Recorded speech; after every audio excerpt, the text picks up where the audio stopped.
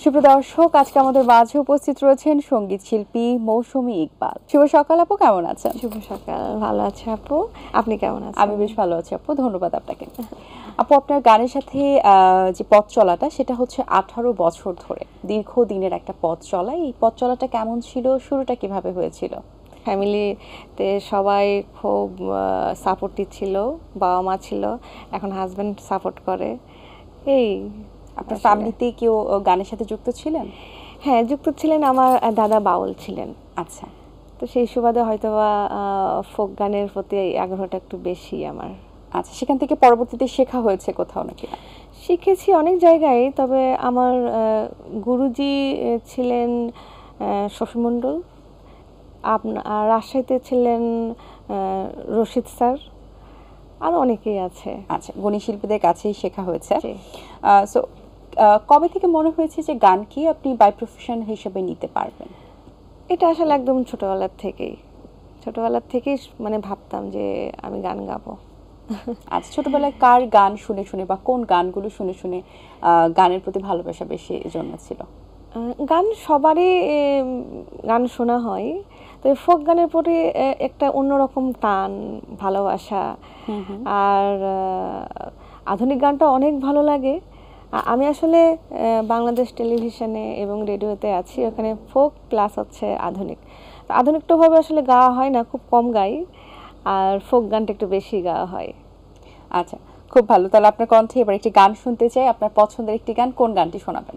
তাহলে প্রথমে লালন সাহেবের গান দিয়ে শুরু করি। হ্যাঁ, শিওর। অযতনে ডুবলো ভরা, অযতনে ডুবলো ভরা, অযতনে ডুবলো ভরা, তারাও গুরু নিজ গুণে, আর আমার কেউ নাই গুরু তুমি বিনে, তুমি বিনে, তুমি বিনে, তুমি বিনে।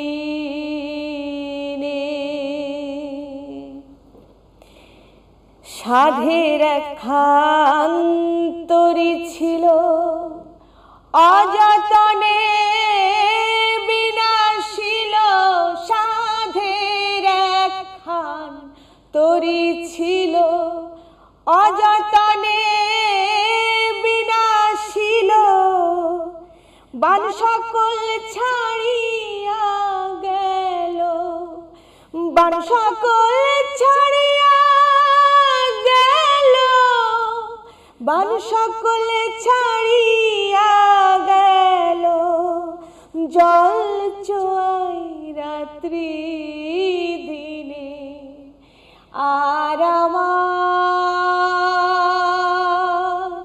কেউ নাই গুরু তুমি বিনে, তুমি বিনে, তুমি বিনে, তুমি বিনে। বাহ, চমৎকার, অসাধারণ, অসংখ্য ধন্যবাদ আপনাকে। চলচ্চিত্রে গান করার ইচ্ছে আছে কিনা? হ্যাঁ, আছে তো অবশ্যই। সুযোগ পেয়েছেন কিনা, বা নিজেকে ভাবে প্রিপেয়ার করছেন কিনা, যে ভালো কাজের জন্য অপেক্ষা করছেন কিনা? ভালো কাজের জন্য তো সবসময় অপেক্ষাই থাকি, আর সুযোগ পেলে তো অবশ্যই করব। আচ্ছা, স্টেজে পারফরমেন্স করাটা কতটুকু এনজয় করেন? আমার খুব ভালো লাগে, স্টেজেই আসলে বেশি প্রোগ্রাম করা হয়। স্টেজের সামনে যে দর্শক থাকে, তো তাদের সামনে গান পরিবেশন করতে অনেক ভালো লাগে। আচ্ছা, কোন গানগুলোর আবেদন সবচেয়ে বেশি আসে? যেগুলো আসলে চটল টাইপের গান, ধামাকা টাইপের গান, ধামাকা টাইপের স্টেজের জন্য একদম, হ্যাঁ, সেগুলোই সব শুনতে চাই। কিন্তু আর আমাকে যদি বলেন যে কোন গানগুলো, তাহলে তো সুন্দর সুরের গানগুলো গাইতে বেশি পছন্দ করি। আচ্ছা, সো এখন তো গানের অনেক শিল্পী আমরা দেখতে পাচ্ছি, নতুন প্রজন্মতে অনেকেই ভালো ভালো গান করছে, নিজের জায়গাগুলো সুন্দরভাবে পাকাপোক্তভাবে দর্শকদের সামনে রিপ্রেজেন্ট করছে, আপনার কাছে কি কম্পিটিশন মনে হয় কিনা বা প্রতিযোগিতামূলকভাবে কখনো মনে হয়েছে কিনা যে আমি আরো একটু চেষ্টা করি, যেমন সবাই তো এখন ভাইরাল হতে চায় গান দিয়ে, যে ভাইরাল হতে পারলে একটা পরিচিতি আসে দর্শকদের কাছে, তখন গিয়ে দর্শকরা সব গানগুলি গ্রহণ করতে থাকে এবং শিল্পীটা নোন হয়ে যায়, সেই জায়গা থেকে এরকম কোনো ইচ্ছে কখনো আসে কিনা মনের মধ্যে? ছোটবেলা থেকেই গান করছি, গান সামনে করে যেতেও চাই, কিন্তু ভাইরাল হওয়ার নেশাটা আমার ভিতরে নাই, কখনোই ছিল না? কখনোই ছিল না। আমাদের এই সময়টা যখন এই যে চারিদিকে ভাইরাল হওয়ার যে নেশাটা, যে যাই যেরকম পারছে সেভাবে ভাইরাল হচ্ছে, তো বিষয়টা অনেক সময় ভালো লাগে, যখন ভালো কাজ আসে তখন ভালো লাগে, আর যখন দেখা যাচ্ছে কিছু কিছু এমন কাজ সামনে আসে যেগুলো খুব কষ্ট লাগে, যে এই কাজগুলো আসলে সামনে আসা উচিত না, কিন্তু দেখা যাচ্ছে lakh lakh million million view তাদের। তো সেই ক্ষেত্রে আমি সেখান থেকে চাই যে ভালো কাজ করতে, এবং সেখান থেকে যদি দর্শক আমাকে গ্রহণ করে আমি সেটাতে খুশি হব। বাহ, আপনার কতগুলো মৌলিক গান রয়েছে এখন পর্যন্ত? আছে প্রায় 20-25টা মতো গান আছে। প্রত্যেকটা গানই কি আসলে লালন বা লোকসঙ্গীতের মতো হ্যাঁ, নাকি আধুনিক গান রয়েছে? লোকসঙ্গীতের ভিতরে আছে, সাইজের গানও আছে সেখানে, আর বিভিন্ন মনীষীদের গান আছে। আপু, আপনার কণ্ঠে আরো একটা লোকসঙ্গীত শুনবো, কিন্তু তার আগে একটা আধুনিক গান এই মুহূর্তে শুনে নিতে ইচ্ছে করছে আপনার থেকে। আচ্ছা ঠিক আছে, আমি একটা সিনেমার গান করছি, গানটা আমার খুব ভালো লাগে। হুম।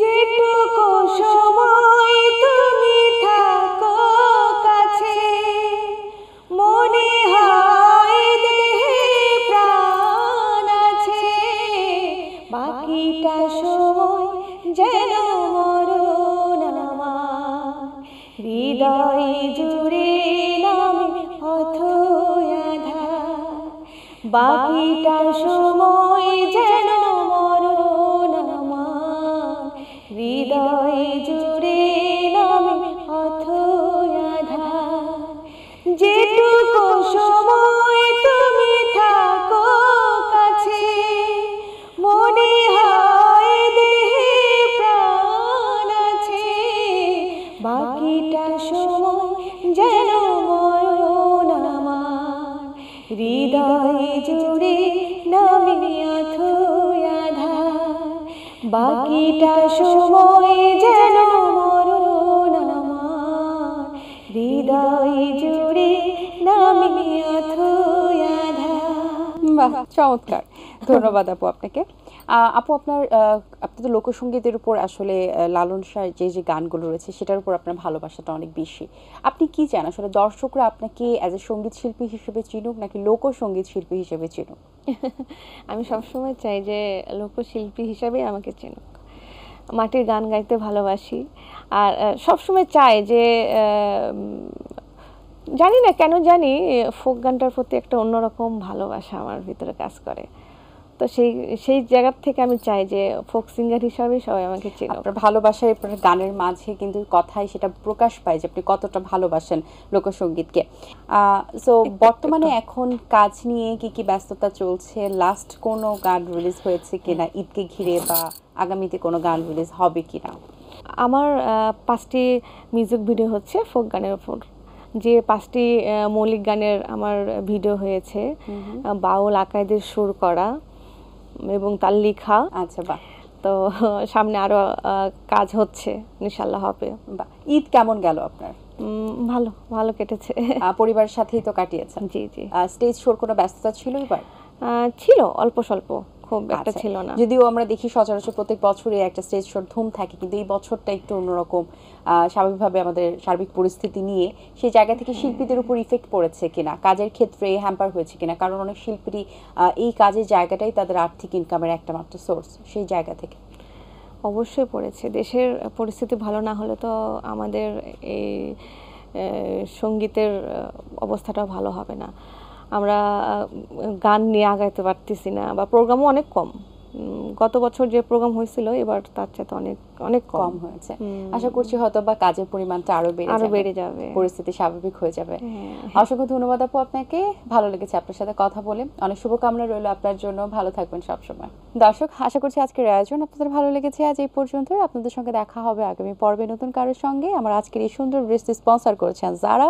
সবাই ভালো থাকবেন, সুস্থ থাকবেন এবং এটিএন বাংলার সাথেই থাকবেন। আল্লাহ হাফেজ।